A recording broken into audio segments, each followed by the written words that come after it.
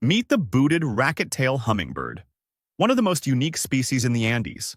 Males have fluffy white leg feathers that look like tiny boots, and their tails?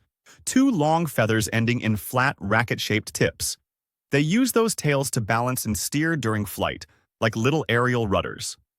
Found at elevations of 1,500 to 3,000 meters, they live in humid cloud forests of Ecuador, Peru, and Colombia.